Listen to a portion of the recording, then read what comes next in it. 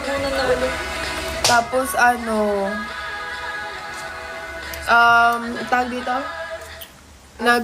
Magpupup na siya ng blood. Nagsusuka na siya, ganyan. Tapos kinausap ko.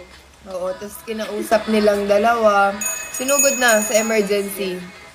Tapos, Wala na dry na yung mata niya. akala talaga namin, mawawala na si Molly Girl, kaya iyak-iyak na talagang everyone.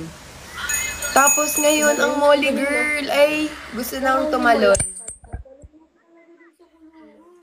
Ano na siya, tumatayo, kumakain, nag-iinarte. Papansin na ulit siya.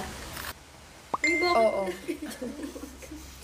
Yung mga babies namin is okay naman sila. Kasi mga may full vaccine na si ayun, mga. sumisingot. Oo, sumisingot si Oli. Sumisingot pa rin. Sumisingot doon sa may door. Sa may pintuan. Wala silang sakit kasi nung time na nalaman namin na parvo is naging strict ako doon sa kabila. So, Ako iniinom ko na yung Sunrocks. tapos dito naglinis na, ng Zonrox, ganon. Lahat talaga as in naging na kami.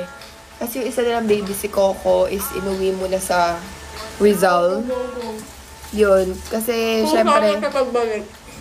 pusa. Syempre yung mga dogs din namin. 4 yun, Mi. Hindi kakayanin. Kaya super iningatan namin sila.